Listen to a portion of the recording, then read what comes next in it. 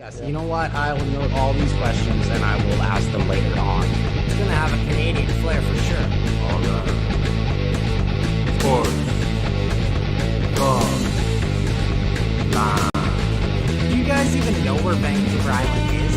It's not even close to Toronto. Okay, let's get things going.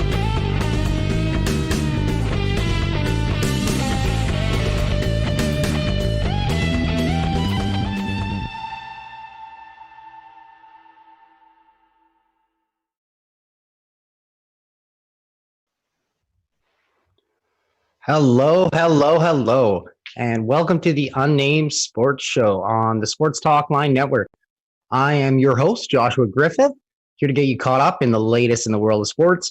Sorry, we had a little bit of technical difficulties there. The options were kind of figure it out or just pre-recorded on Zoom and kind of put it out after. And we thought it'd be better because it is a live show to just figure it out and just start a little bit later. So going to cut into everything into my opening, hopefully not in any of my guests. So I'm really excited about my guests today, as I have on editor at Elite Prospects, co-host of Rink Wide on TSN 1040 with Andrew Wadden, and contributor at The Athletic, JD Burke, will be joining me today. And we're going to talk some Canucks and NHL and, of course, Star Wars. And then because it was a big Canada Day yesterday, July 1st for up here in Canada, going to keep things in Vancouver, and we're going to talk some Major League Soccer and Vancouver Whitecaps with JJ Adams from the Vancouver Sun in Vancouver Province.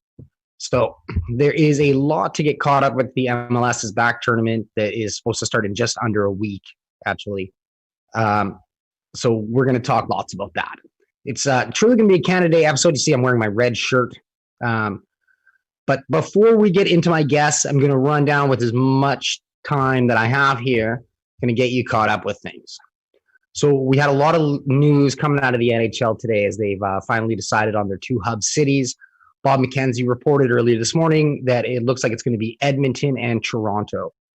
We had weeks of speculation coming out that the cities were going to be Vancouver, Vegas, or different things. Even Chicago and LA were down to, kind of last of the four teams that were in it.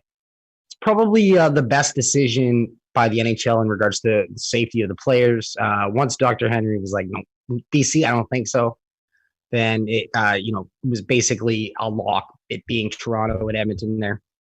That being said, with, all of the media infrastructure already in place in Toronto. Bob McKenzie was also reporting that Edmonton would be the location of the conference and Stanley Cup finals. And that, of course, is changing on an everyday basis, right, with everything that's going on. One of the reasons that the NHL took this long were they had a lot of CBA negotiations on the table for next season and even beyond in regards to escrow. The players wanted to make sure that the Winter Olympics for 2022 were an option. So it looks like that's going to be a lock, and they'll be able to see some Olympic hockey with the best NHL players that we've kind of missed the last little while.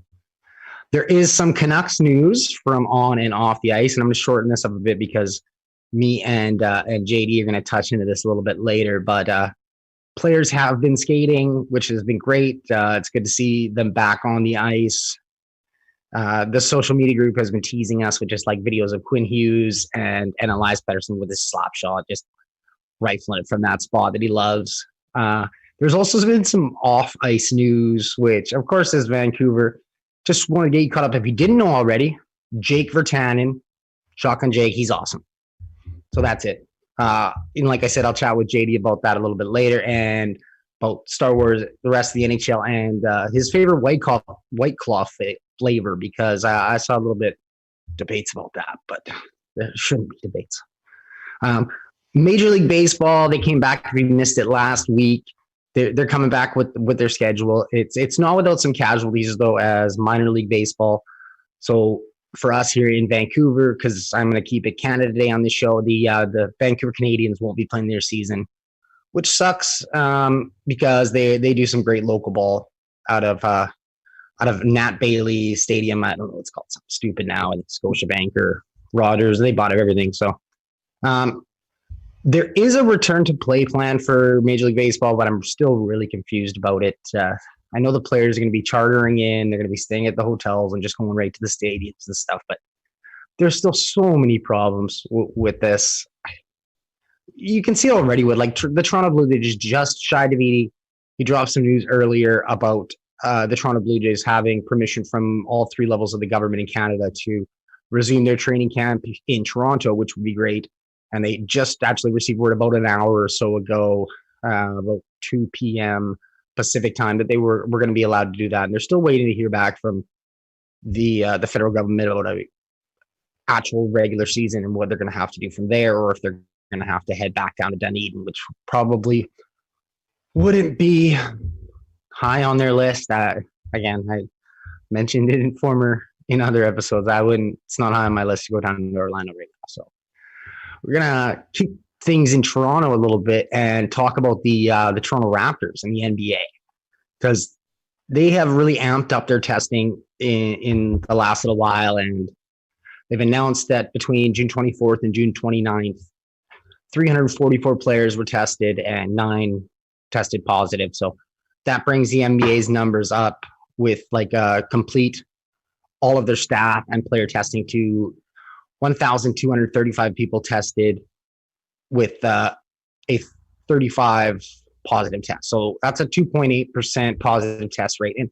when I talk about positive test rate, that's really something people are going to have to kind of take notice of if you haven't already in the next little while, because the Bundesliga in Germany, when they went back to play, they had a 0.5% positive test rate. So that kind of tells you how things are going. And it's not looking, really positive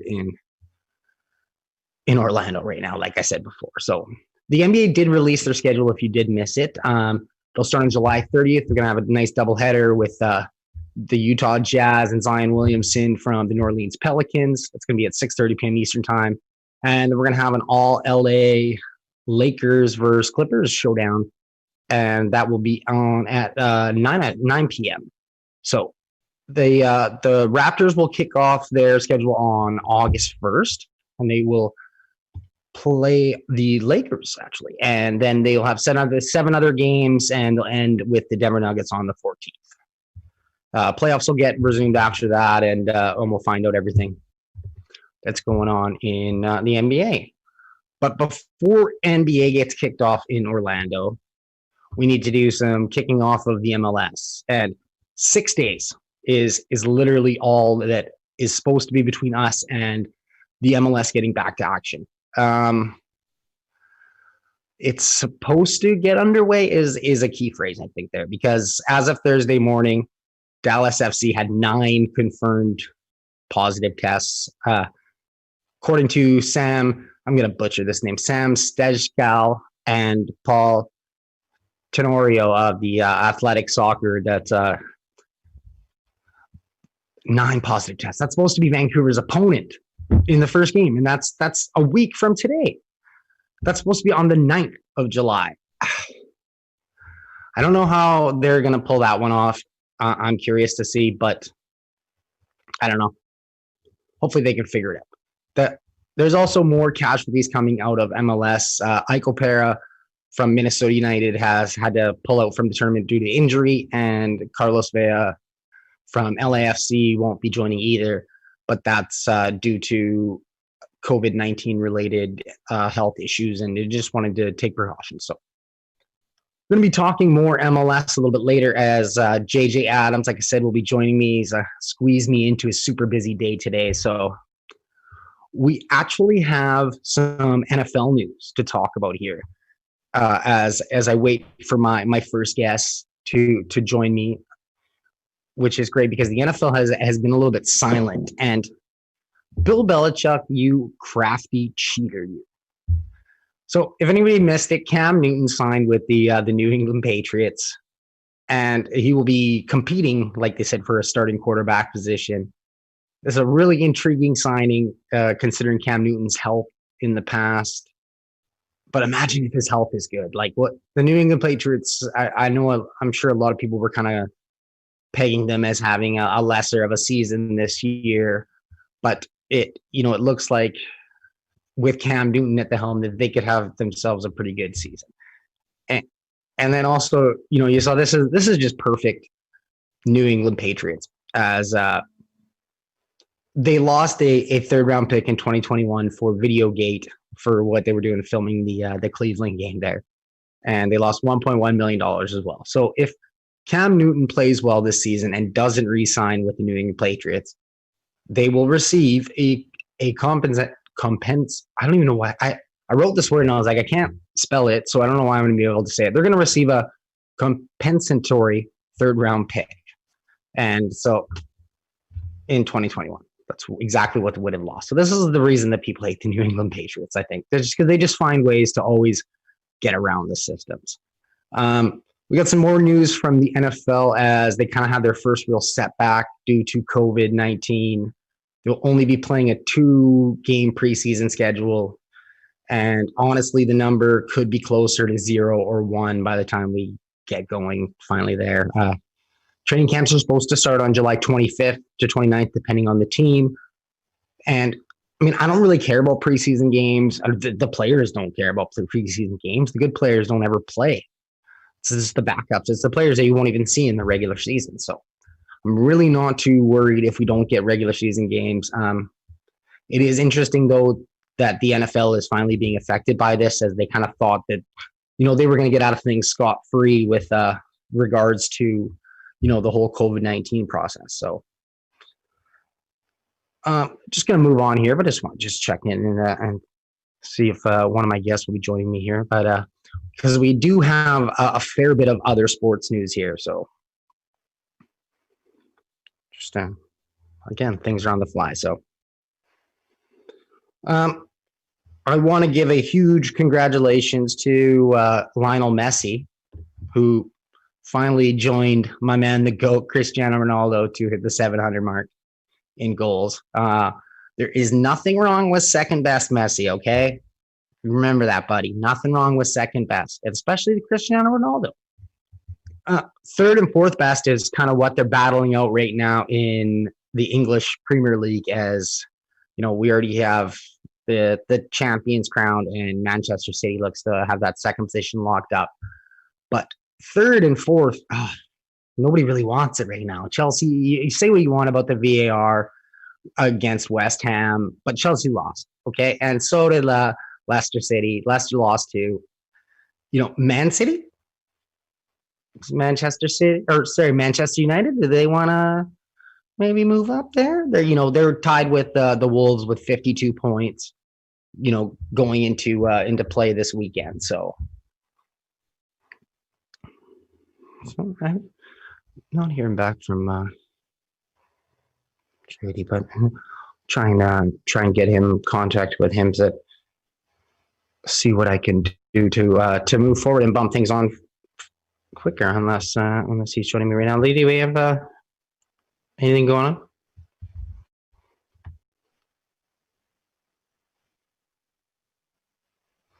No? Okay. Okay, well, I will I'll try and figure out what's going on with JD here. I will try and get JJ to JJ Adams from the province to jump on with me now, because I know he's a little bit busy later.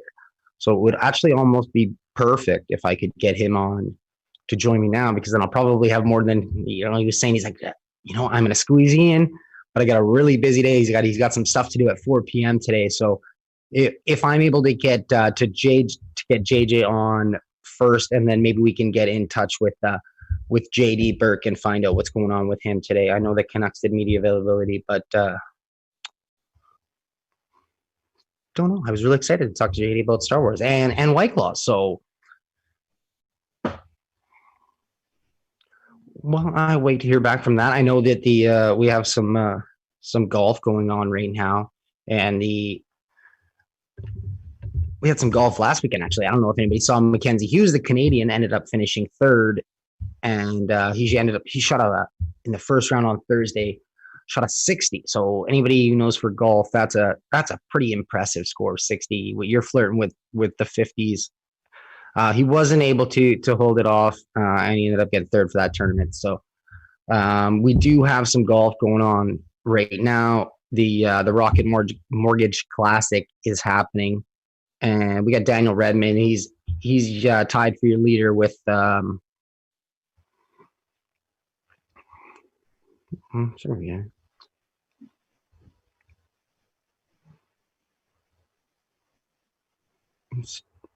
sorry.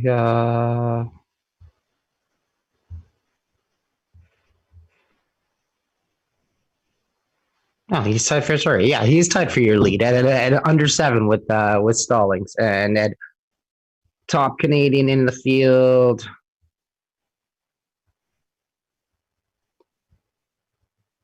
Adam Hadwin is 5 under, so he's 2 back of the lead there.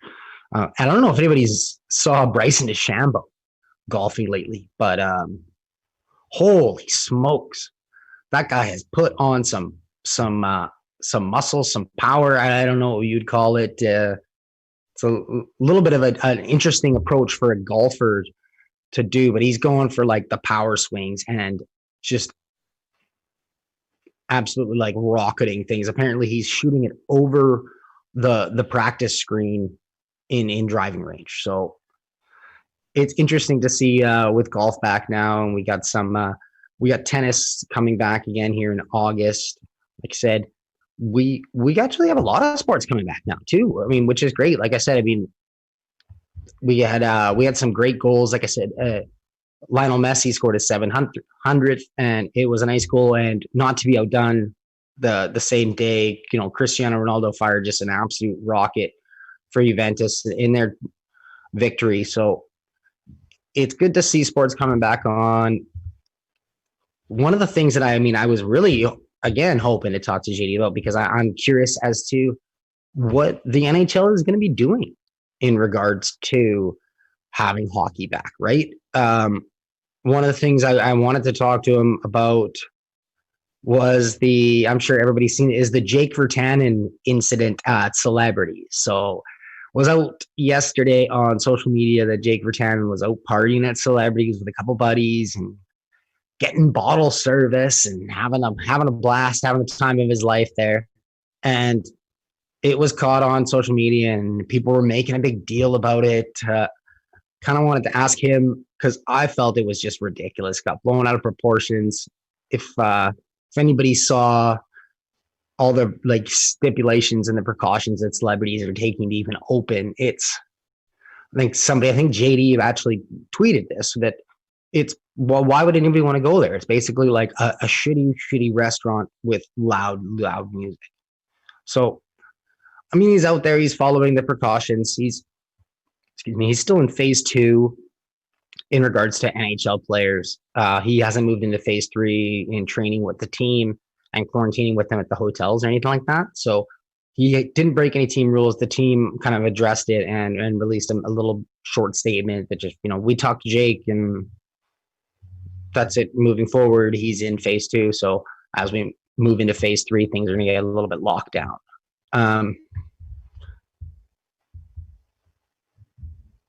Well, I'm just hearing back from JD now, so hopefully he's going to be able to join me.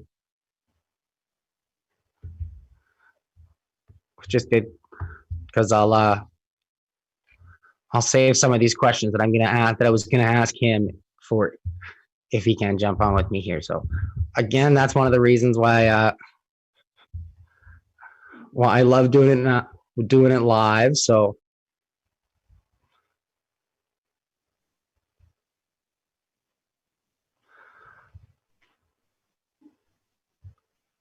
I'm just getting him to see if he can still jump on here.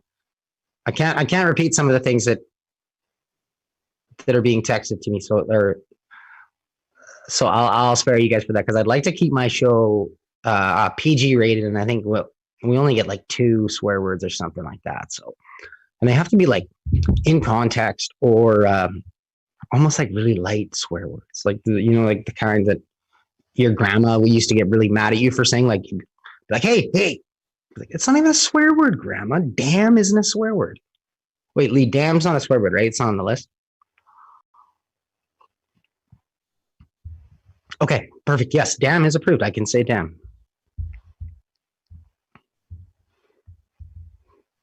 So hopefully JD's able to join me here. If not, I mean, like I said, I'm gonna have to cut him a little bit short anyway for JJ, who's also busy today. But one of the things, like I said, I love about doing the live show is, you think you got everything all set up, you think you have it perfect. Like I slept so good the last couple of days, and normally I'm just tossing and turning. I'm such a nervous wreck the day of my show because I'm like, I'm fighting. I'm trying to figure out making sure all my guests are scheduled and are on and are able to join me and aren't busy or anything like that. And this week, it was really all set up. I had everything, and I should have known. Like I should have knocked on wood. I should have had like 3 or 4 replacement guests, like just ready in the wind.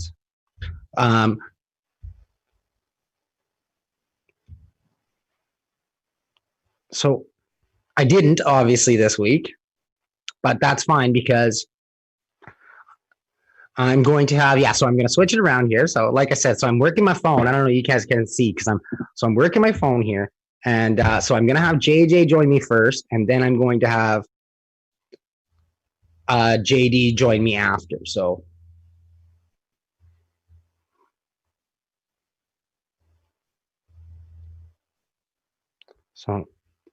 hopefully JJ, bear with me, like I said. And so I'm just working these. I'm working it. So JJ should be joining me. So I'll scroll down to my soccer stuff, and we're gonna talk some MLS and some Whitecaps are back. So JJ was actually a really big help to me when I first started doing this. If anybody knows, you can probably tell, huge Whitecaps fan and supporter, and kind of when I got involved with the whole writing thing with Sports Talkline, and then kind of evolved into the show and covering the Whitecaps. JJ was super helpful with, giving me, apps to use for certain things, for, for scribing and just kind of, ways to be professional about things, and, having a professional aspect about, not stealing someone's interviews if they're talking one-on-one with someone, or media scrum etiquette or things like that, or not to ask Lucas Cavallini really stupid questions that get you a death stare. Probably should have got that bit of advice before, but I got a death stare anyway. So, I mean, it made for a pretty funny picture that I can now show, hopefully down the line when I don't ask really stupid questions. So, like I said, thank you everyone for joining me on the Sports Talk Line network here. This is the 9th episode of the Unnamed Sports Show. And now I am being joined by JJ Adams of the Vancouver Province and Vancouver Sun, writer and editor. JJ, thank you for joining me. I'm glad to be here, Josh. How are you today? I am doing fantastic. I had a little bit of a hiccup. JD Burke had a little bit of a spaced out a bit and completely forgot. So he's going to join me after you. So I kind of swapped you guys, which is perfect because I know that you're really busy this afternoon. You got some things to do. I got a few things to do. This is true. And you can't trust those Canucks guys, man. They're all over the place. They're, dumping on poor Jake Virtanen or whatever they may be. So yeah, you gotta treat them carefully. Poor Jake can't even go to celebrities. Let me tell you, this is my Jake Virtanen story.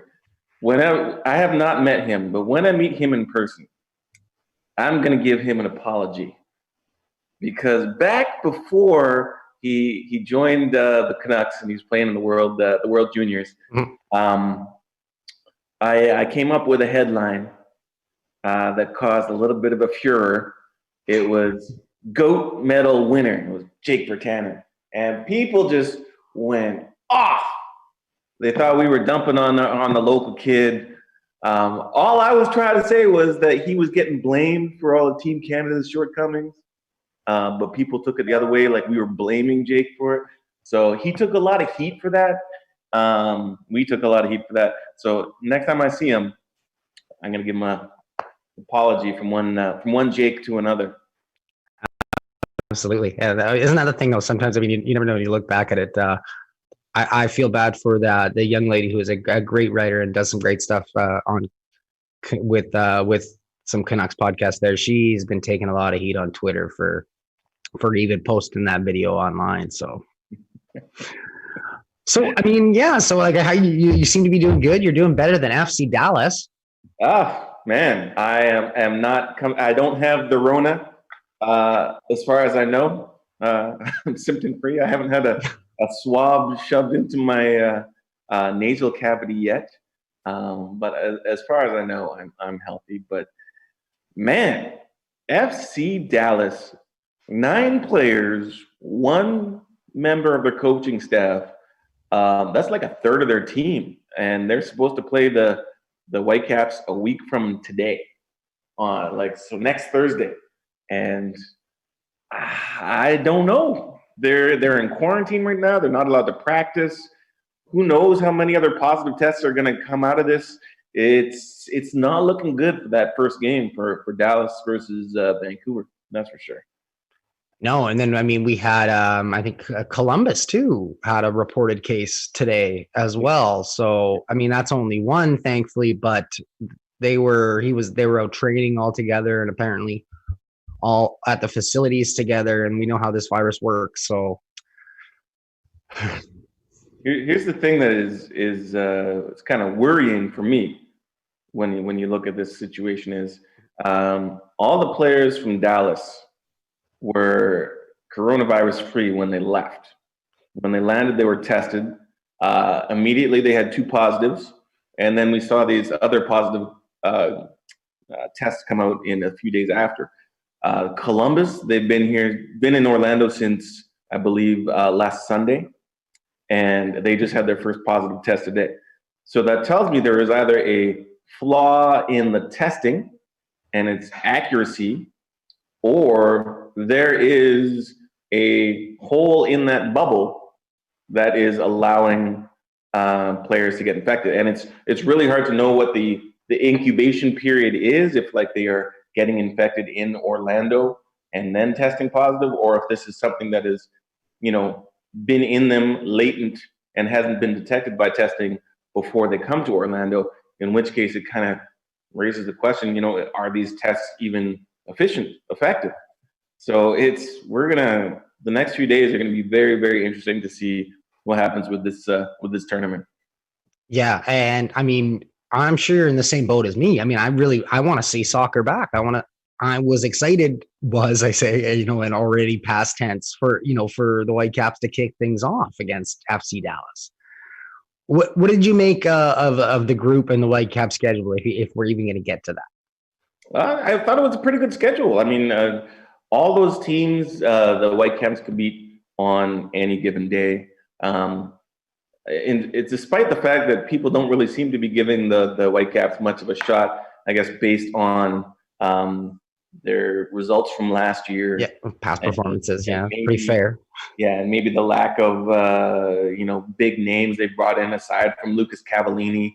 There's still some question marks in the midfield. Whether they have the horses to be able to maintain possession in the middle of the park and actually do something offensively.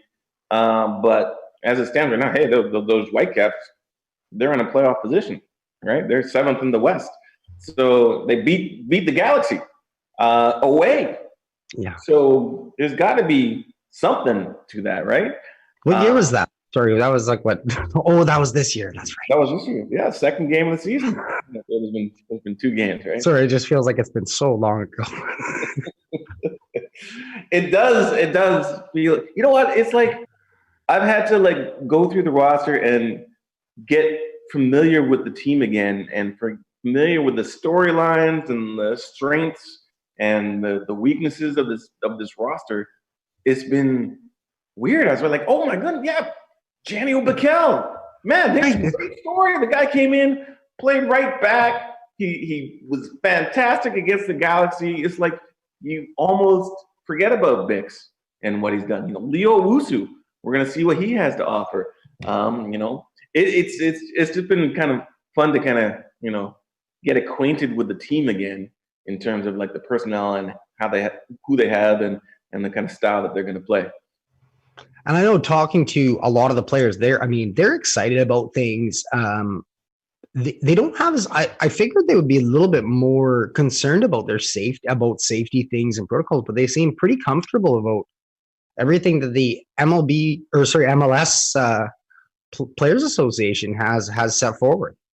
Yeah, I think they'd probably be more upset about the food options. Oh, I don't think any of them are going to get a rye sandwich. Okay, well, what sandwich was worse, Omar's or Zavaletta's? Omar's. Zavaletta's was just as bad. Dude, I thought Zavaletta's was worse because you couldn't see if Omar's had some if there was maybe, because it didn't look like there was mayonnaise or mustard or anything in the one sandwich. It was just like. I'm gonna tell you this: the day that came out, I sent my kid to kindergarten with a better lunch than they got. I'm just gonna say, and it did not cost $65. I'll just leave it at that.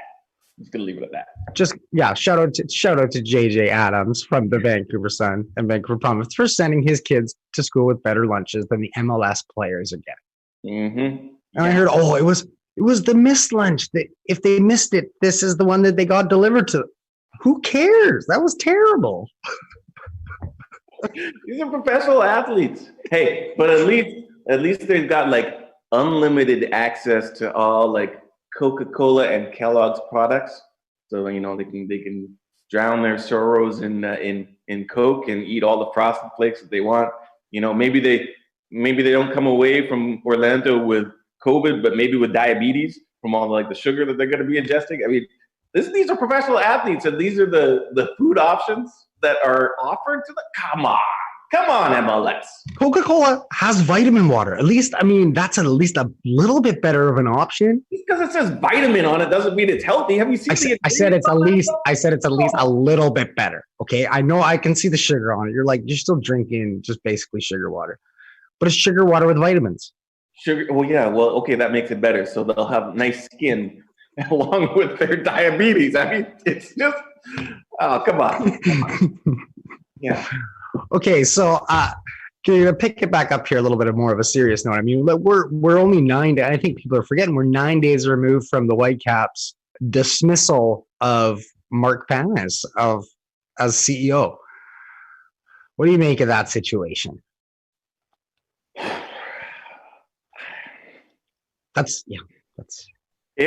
I cannot figure out why this team sort of gets in the way of itself. Maybe they didn't think there would be this big of a reaction or outcry to the dismissal of an executive, a front office member. I mean, I can't think of any other team or situation where it's been quite so visceral, where you have people publicly demonstrating that they're going to cancel their season tickets and, that's it. They're done with this team. It's over from the firing of a president.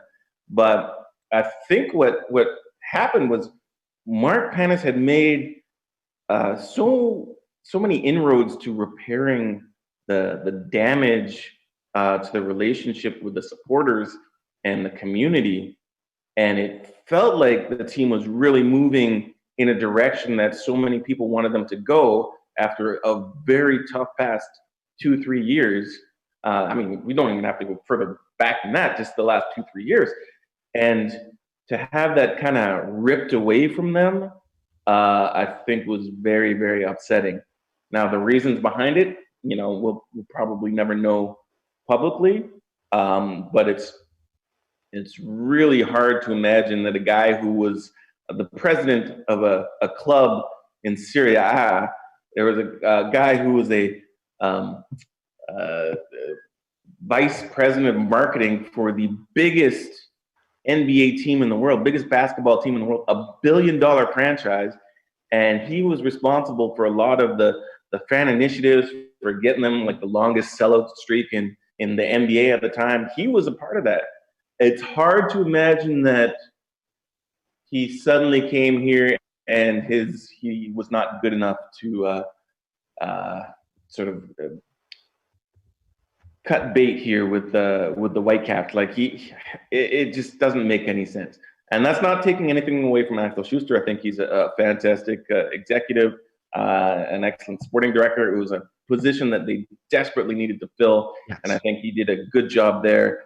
But now you're asking him to do two very demanding full-time jobs, and I don't see how he can do it. I just don't know if there are enough hours in the day.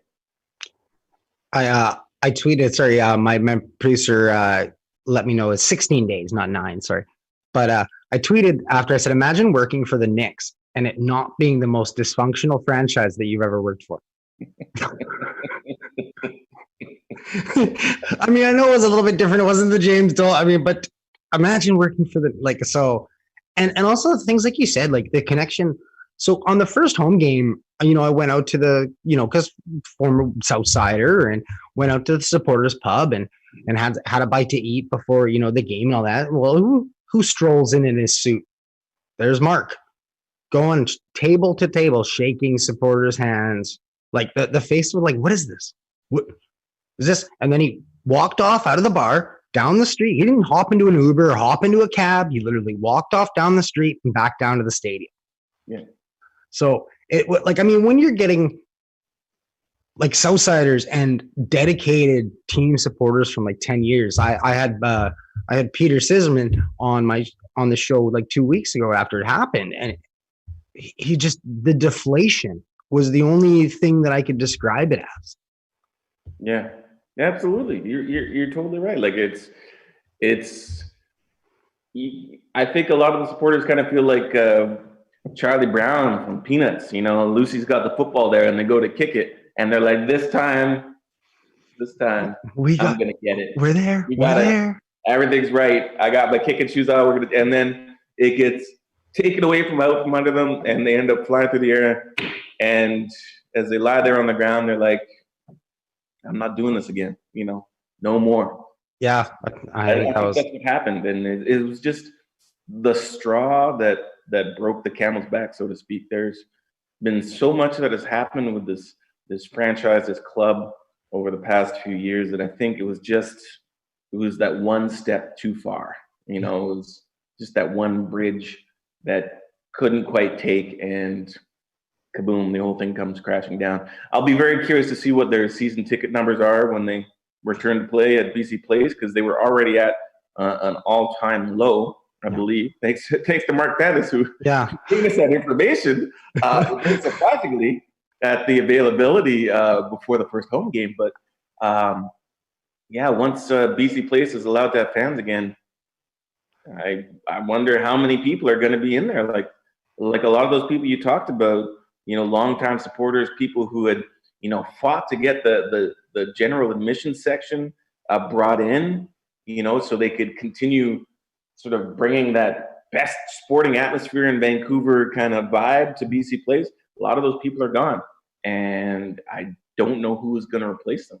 It's going to be very interesting to see what happens in the South End come 2027. I don't know. When are they coming back?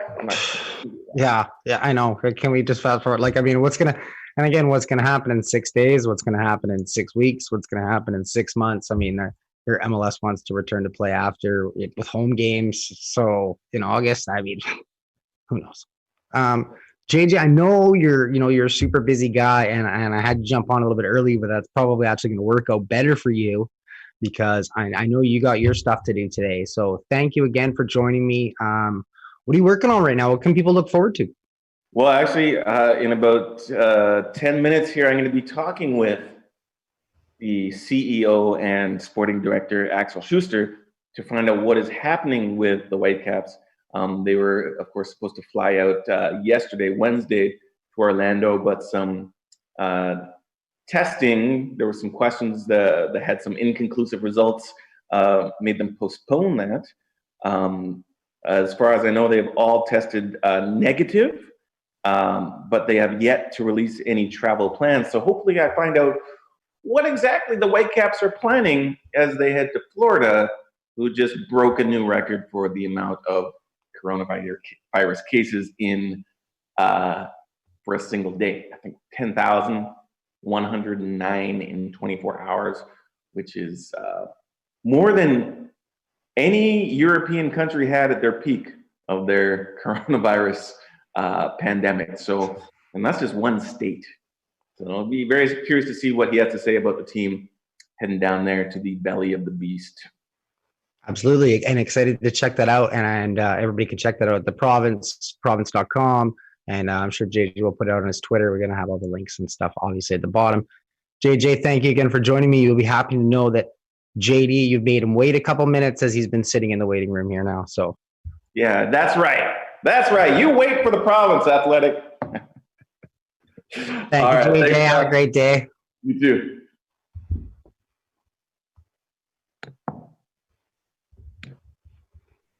Awesome. So I'm joined now here by JD Burke of Elite Prospects, the Athletic, Rink Wide on TSN 1040. JD, thank you for joining me.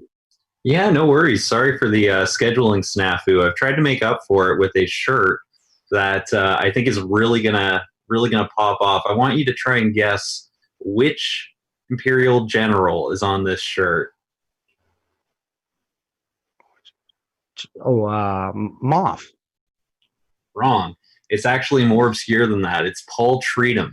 Paul Treatham is the control room character that Chewie unceremoniously dispatches to his death. So I listened to a podcast called Where did you find that? Well, I was getting to that. I listened to a podcast called Star Wars Minute, and it is what it sounds like. They basically break down the episode, every single movie minute by minute. So every episode of the podcast is an analysis of 1 minute of the film at a time. And so you get really random breakdowns. Like you get to learn all about Paul Treatham, who is the poor innocent victim of Chewie when they land on the Death Star in Star Wars. And I have several of the Star Wars reference books, and they do. It's just like, it's ridiculous the amount of stuff they fill with them. Like, oh, the guy that was in the back doing this that you saw turning this one knob, this is his name. This is what he was. Yeah. Yeah. I mean, my favorite thing about all the Star Wars lore is like how, I don't know, how creative and non-creative they are at the same time. So it'll be like, Greedo was a bounty hunter. Well, wouldn't you happen to know it that every Rhodian ever is actually naturally predisposed to be good at bounty hunting? They just, that's their career choice from birth. Like, go figure. Or my favorite one was in episode 2, Attack of the Clones, Sleaze Bogano, an actual character that they came up with, and they gave him a backstory and everything. He's the one selling death sticks, so I figured I had to come in on a high note since I messed up the recording time a bit there. So let that stand as my very long, very obscure apology. Hey, no worries. And no, we're not recording. I'm live. Wow. I do this live. Yeah, we got about a 20-second playback. So I was having fun filling in the time while I was getting a hold of JJ and trying to move him up. And then I'm doubly sorry. Hey, no worries. No, like I said, I mean, it's only my 9th show, but I'm having a lot of fun with it and getting the hang of this live stuff and having to deal with guest canceling and being, oh, hold on, yeah, no, I'll be 5 minutes. Yeah, that would be me today. Yeah. So no, but again, thank you for joining me, and I'm glad you started with Star Wars because I was really looking forward to talking to you about that. Probably more of the conversation that me and you have had just in chats have been about Star Wars than hockey. So yeah, I'm something of a fan. If the shirt with Paul Treatham's face on it wasn't a big enough giveaway, I'm a little bit of a Star Wars nerd. You could say that much for sure. Okay, so favorite movie? My favorite movie, it's got to be Empire, right? Like 1,000%. It's just like a perfect film. Like I can't tell you how many times I've come home. Maybe I've had a few beers. Maybe I've just been hanging out with the fellas, and it's like 2 a.m, and you react to everything a little bit differently at that point. But I can't tell you how many times I've thrown on Empire and just been like halfway through the film and gone like, this is perfect, like there's nothing wrong with this film. And I think that it really does hit like all the right notes. It's visually stunning. As a kid, I was obsessed with the Battle on Hoth. Like that to me was the coolest thing on the face of the earth, right? And so you take that into effect, and like I've really come to appreciate the lightsaber duel between Vader and Luke too. Like the kind of smoke that's going on, and the pace of it, and the dialogue interspersed therein. Like it's just so perfect. And you get to see Bosk too. I mean, like what a nice little glimmer into the expanded universe that is. And like what an interesting character, right? Like it's the ultimate show don't tell film of the series. There's a lot of figuring stuff out just by looking at the characters. There's a lot, like, they don't linger on certain things, which I think is one of the issues with the prequels, right? Like they linger on these points that nobody ever really cared about. Nobody needed these questions answered, but they're just never going to let them go. And I feel like having that kind of show don't tell mantra is definitely something that works in that film's favor.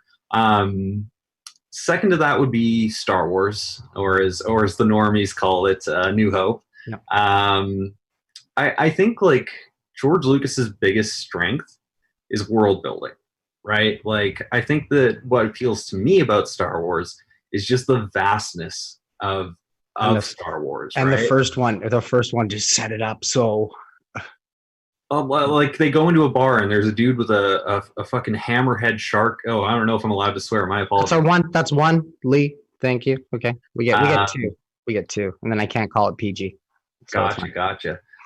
So they've got the hammerhead guy. They've got the devil guy. They've got that unmistakable music, right? And it's also new, right? Even if you've seen the series before, like the pacing and the arc of the story is just introducing you to these new concepts, these new ideas, and it's doing the show don't tell thing, right? Like one of the beautiful moments was when they just say like, "Oh, you fought in the Clone Wars?" And he says yes, and then they move on. And that's it. Yeah. And that's it. Exactly. It's like, it's so one of the things that I goes a million places. Like what was the Clone Wars, right? And I think it was a question better left unanswered, as we found out. Yeah. I don't know if I view that one as much as I do. Like, so my film order goes Empire, Star Wars, Sith, Jedi. Who cares? Like Rogue One, I guess, goes after Jedi. Rogue One it hit a lot of the right notes. Like it, as a growing up as a Star Wars nerd and everything, there were moments during Rogue One where I like actually got teary-eyed in the theater, like when the X-Wings go in, like that. You know what I'm talking about. Yeah, I did. That was the last one. I've actually like the last couple ones I didn't. None of that. I wasn't worried about the theater, but the Rogue One I was in theater for, and it was the same. It was the moment that when it came on the screen and it started scrolling down, I was like, oh man, oh my. Yeah. Like this was what it was like back in '92 or 2001. No, 2002 or whatever, when the new or the oldest three whatever came out. But one of the things that when you were talking about it is about Empire Strikes Back is I mean, organic. It's just how organic it was. Mm-hmm. Like you said, it didn't need to touch on this. Oh, it mentioned it. Well, what is that? No, that's not. We don't need to worry about that right now. We'll worry about that later if we need to. Yes, and letting the imagination of your audience run wild, I think, is something that is a great storytelling device. I think it's a great captivating device in any form of art, right? Is letting your audience go between films wondering, who is this? Is that really Luke's father? Things like that. And yeah, I also like, I kind of skated past this point and I wanted to make, because a lot of people, when we talk about Star Wars films and they ask what I like about them, I'll go into the world building, I'll go into the vastness of it, right? And when The Last Jedi comes up, I'm not that into that film, frankly. Like I've warmed up to it a bit. I think that it might be the best of the sequels because Episode 8 is just a remastered version of Star Wars. Let's be real. And Rise of Skywalker might be the worst film I've ever seen. It's so bad. I hate it.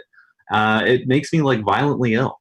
But one of the things that was my critique in The Last Jedi was that the world of Star Wars for me has always been appealing because of how huge it is and how limitless it is.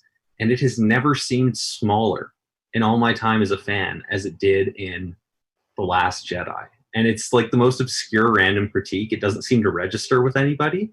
But like the Star Wars world felt like there were 15 people in it in that film, right? And that was just so disorienting and weird to me. Was like, so this is the rebellion? They've got like 20 people left? Okay.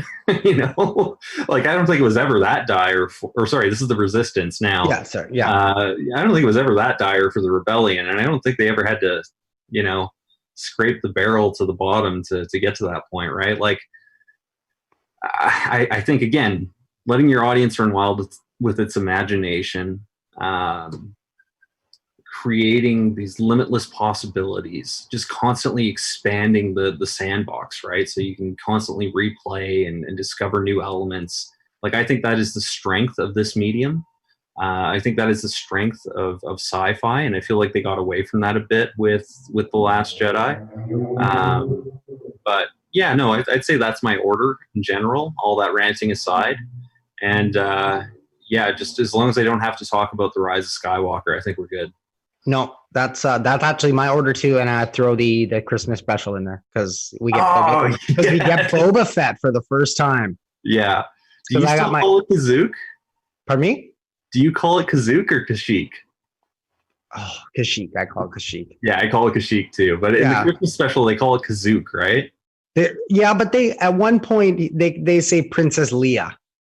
Right. Right. So. And then everyone else says Lee. I just attribute to his accent. But so I'm with JD Burke of Elite Prospects, Rink Wide, The Athletic. I mean, a ton of other stuff. JD, obviously, I wanted to have you on and talk a little bit of hockey as well. So yeah, I'm game. We have our two hub cities. We do. Edmonton and Toronto. I mean, the players have to be excited about those Rocky Mountains in Edmonton. Oh man, they're beautiful. I was listening to, and I don't think anybody in Vancouver listens to this podcast either because this market has a peculiar relationship with one of its hosts, but I was listening to Puck Soup. I think it was Puck Soup, and somebody pointed out like Edmonton using the Rockies as a selling point in that Jason Kenney video is about equivalent to Las Vegas putting out a video and trying to use the Grand Canyon as a selling point. Because the Grand Canyon actually might be a quicker drive from Vegas than the Rocky Mountains are from Edmonton. Yeah, probably. And it's I would say it's a quicker and easier drive too. Yeah, I mean, do they have a Boston Pizza in Las Vegas though? Surely that tipped the scales. That video was ridiculous, and he's probably having a celebration. I can see him just popping champagne and being like, "We did it, guys! Oh, yeah. We did it! You know, it's coming to Edmonton." Yeah, no, I mean, Horgan definitely got invested in the idea of Vancouver being a hub city and all that. Like, make no mistake, he was all in, and I'm not trying to like play partisan here, but like, the degree to which Jason Kenney invested himself in Edmonton being a hub city, like, is equal parts like endearing and insane, because it's like there's no real economic benefit necessarily. Like, you're talking about a drop in the bucket, right? Like, you're talking about a number of arena and hotel staff. So basically 0.05% of your provincial GDP is going to be impacted by this. Like, it's strictly, it's strictly ceremonial, you know, and that's also ceremonial value with the added risk of bringing these players into your communities and all that stuff, right? So I don't know. I'm pretty glad the NHL isn't coming to Vancouver. I think we've done such a fantastic job of containing the spread of COVID-19. You know, it's kind of fascinating. Somebody pointed this out on Twitter, but all the rules that the NHL wanted to bend or wanted to skirt to make NHL and Vancouver happen as a hub city, these are the rules that made Vancouver appealing as a hub city. Yeah. You know, like, yeah, I mean, yeah. And the duality of that is there's no skirting around Dr. Bonnie Henry. No, she's got this on lock. And if they didn't, and if we hadn't have done this in Dr. Bonnie Henry, then Jake Virtanen wouldn't have had a chance to be out at celebrities having a great time. Was he really having a great time? Like, because I quoted your tweet. I said your tweet, what you said on Twitter about how like, what is the appeal of this? It's like a shitty restaurant with not loud music or with really loud music. yeah, that's the thing. Like, the only way that sounds appealing is if you have stupid money, okay? And certainly Jake Virtanen isn't hurting on that front. But if you have stupid money, just have people in your backyard. Rent out a hotel. Like, I don't care. Like, be your own DJ. Have your own bottle service. Like, this just seems so dumb. And, like, ultimately, I think a lot of the controversy is overwrought. I think Jake Virtanen ultimately didn't break any rules. I think it's just kind of poor judgment, I would say. And I think, imagine you're somebody who is staring at the prospect of leaving your family behind for 3 months, and you go on Twitter and Jake Virtanen is just there being like, worst crew ever with bottle service at a club that's got like 8 people in it. Do you know what I mean? It's like the conversation between him and Horvat probably going to be a little bit like, hey, but what are you doing, man? I gotta leave my baby for hopefully 3 months here, and this is what you're out. Like you said, you get your White Claws, you buy your White Claws, you go home, have your friends at home. Okay, it's a lot cheaper. You're not spending and you have a nice place. Like, come on, Jake. It's just, he has like a habit, and I can almost relate to him on this level, on a spiritual level, of bringing on so much unwanted attention to himself. Oh, really? JD, you? Yeah. Well, yeah. Whether it's the Amaranth story, it's the showing up to camp out of shape story, it's this, like, he just can't really help himself, it seems. And I almost empathize with that on some level, but I think at the end of the day, he's making $2 million to play hockey. I'm making considerably less than that to write about it. So I think the stakes are a little bit different. Yeah. My job, for example, requires that I be a blowhard on social media. His actually demands the exact opposite. So I think ultimately anybody who's looking at this and being like, oh, how irresponsible, blah, blah, blah, blah, blah. I think, again, it's a little overwrought. I don't know how fair that is to Jake. He's operating within the framework that the league and the province has set forth, right? It's just kind of, you shouldn't. It's not that you can't. It's not that he did something beyond the pale. It's that he did something that was left to a judgment call that he should have ended up with a better result on. And, PJ, Patrick Johnston, reported with the province that the Canucks had to have an internal discussion with him. I'm sure it's not the first they've had of this sort. It won't be the last. No. They addressed it. So it's definitely not nothing. But I also don't think it's like, oh, wow, this is the smoking gun. We got the players now. It's just another one of those, Jake, could you please not moments. And there have been so many of them in his time as a Canuck. And he probably goes back to the locker room like, sorry, guys. I know, my bad. But no, I mean, so let's get to some of the action on the ice. I'm going a little bit long here on my show. Normally I only need an hour, but that's fine because I didn't get you guys on until a little bit later. So what do you think of the NHL's lottery draft and the format we got going on for the playoffs? I think I've kind of been the Dr. Doom voice this whole process, where it's just, how are they going to pull this off? And I just struggle with the logistics of it. I mean, hockey, if you asked me which sport is least suited to occurring in a pandemic environment, it would be hockey. I mean, the gear, if you've ever played hockey, it is a petri dish for all sorts of biological warfare of a sort that you wouldn't want to inflict on your worst enemy. And people are willingly sliding in and out of that gear like every other day. And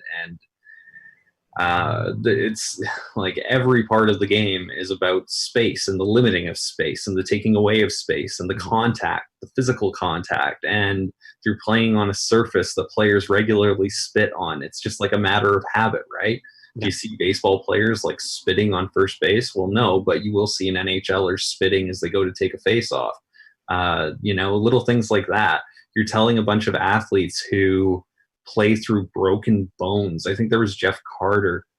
I'm surprised the story hasn't like had a greater myth around it, if I'm remembering it correctly. But I believe that he played in the Stanley Cup Finals. It's a Philadelphia Flyer. That would have been 09, 2010. I think he played on 2 broken feet. And now you're telling this same group, this same population, that they can play through a broken finger, but if they have the sniffles, they're out. You know, and how honest is everybody going to be reporting this? Because how often do you go through your day-to-day life? Like I've had instances before where I've had allergies so bad that I thought I was sick. I had one instance last year where I just had the worst allergy attack for 2 days, and you know, I didn't miss work or whatever, but the landscape has changed where you can't risk something like that. Like somebody has an allergy attack and they're congested like crazy. They've got a sore throat. They're having difficulty breathing. Well, you know what? Those aren't just allergy symptoms. They also happen to be COVID-19 symptoms. So, you know, to what exact end are they going to be able to enforce this? I don't know. Like, this one is on the league, I guess is what I'm trying to say. And it'll be on the league. Like, the burden of proof is on them, because every bit of readily available evidence suggests that this is an impossible task, whether it's the nature of the sport, the logistics of making it happen, and everything else. And they're going to try to anyway. And I understand why they're going to try to, because the corporate risk otherwise is unimaginable, right? Like, if the league can't finish this year, let's say they're starting late next year, you could be looking at a scenario where there is contraction for the first time in NHL history, right? You can see a team like, for example, the Dallas Stars, Tom Gillardy, how much of his wealth is wrapped up in hospitalities, and how well is the hospitalities industry doing right now? You know, so it's not just that hockey itself is under attack as a business. It's that a lot of the principal businesses that fund these essentially billionaire hobbies are being destroyed by this moment. And so they need the income, the business owners, that is. But, you know, another thing too that not a lot of people are bringing up that makes the NHL particularly ill-suited to return to play scenario is, well, how many other leagues are bringing people back from Sweden, which has done probably the worst job of any polity on the face of the earth of containing the COVID-19 outbreak. They went the complete opposite direction with the herd immunity. Yeah, I've kind of suggested that the Swedish approach is similar to the film Midsummer, where they just decided that all of their old population can just collectively go off the cliff. And I think that's what the states are doing too. Yeah, well, yeah, the states aren't far behind, and just giving a mallet to Super Mario there, but like it's not looking good in those countries, and those are the countries that the NHL has to draw from. Now, really interestingly, Patrick Johnston again had a discussion, I think, with an epidemiologist about this, who said, you know, first round of testing, they had 5% of the NHL test positive. The second round of testing, they had even fewer. And that's what you want to see. You want to see the numbers continue to shrink, because that means that you are doing your job containing it. Perfect. Let's see what happens when you're putting 300 of these NHL players in the same city at the same time, though. Because right now they're all reporting to their local arenas. What happens when they go through air travel? What happens when they go through everything associated with that, right? Like, all it takes is one hotel server to do room service after contracting COVID, and the whole thing blows up, right? Like, the stakes are that high. The communicable nature of this disease, the extremely communicable nature, works against it. It's not looking good. So let's keep our fingers crossed, because it's good for business for the league, and it's good for business for all of us in the sport if they can pull this off. I just remain skeptical until they prove otherwise. Yeah, I was talking with JJ Adams. I mean, the MLS is supposed to get underway in 6 days down in Orlando, and you know, I mean, looking at their numbers, looking at NBA numbers, you know, NBA is around 2.5% positive test rate. Like, people should have been looking at the German Bundesliga and, you know, kind of following the plan that they were doing. They had an under 1% test rate, well, you know, before they went to action. And these sports that are even more physical and close contact are trying to get back underway with so much exposure already. Mm-hmm. Yeah, that's true. I mean, I don't really follow soccer that closely, so I'm not the person to reference any of those points specifically. But I mean, in soccer, here's an example. In the Bundesliga, you can have your team spread out. You can have them socially distanced. Where do you do that in hockey? Yeah. Are we like adding 8 rows to the benches? Might as well with no fans. Yeah, no kidding. But it's going to be difficult because it's, like I said, just a uniquely ill-suited sport for this moment. Honestly, I'm holding my breath for pretty much every North American sport at this point. Yeah. So, JD, I'm super glad that you were able to join me, even though it was a little bit late that you got caught up. But yeah. Sorry.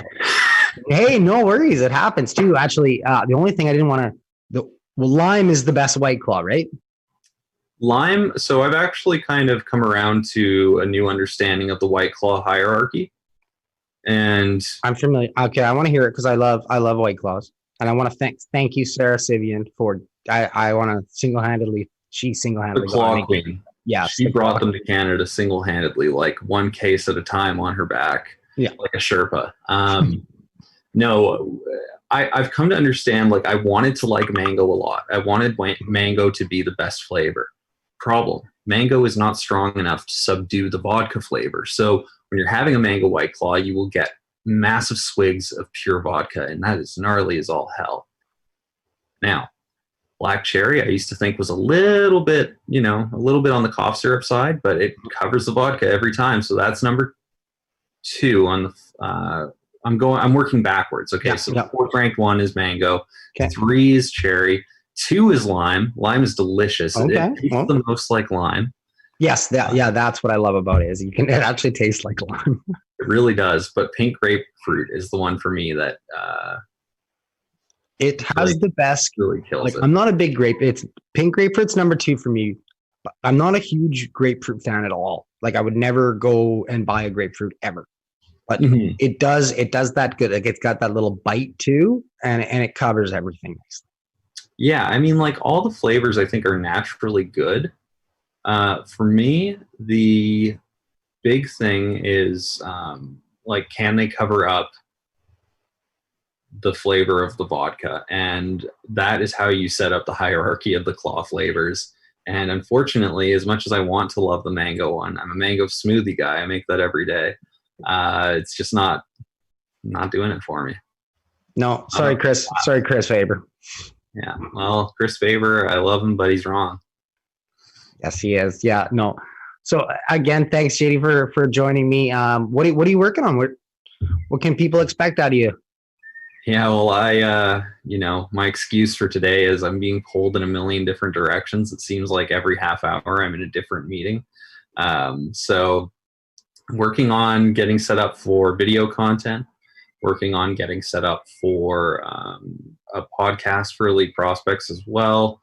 Got some huge stuff in the works in the back channels behind the scenes. We're doing really well thanks to our subscriber base in terms of weathering this storm, which means that we're going to be able to up our content production stream to near pre-COVID levels, hopefully in the not so distant future.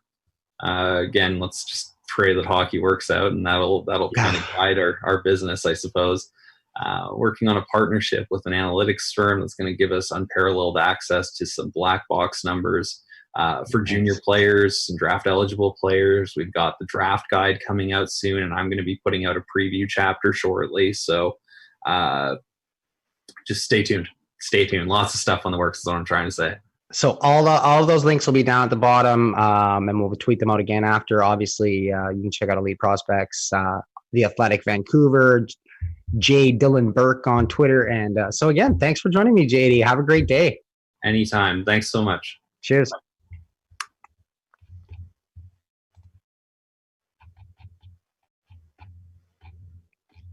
Awesome. So I'm going long today, and that's okay because I started my show a little bit late, and also there was a lot to get to today. I really wanted to chat with JD for a while, and also it turned out that it worked out nicely with JJ Adams. So Make sure to like and subscribe, all that stuff. Follow me on Twitter, Instagram, and all that.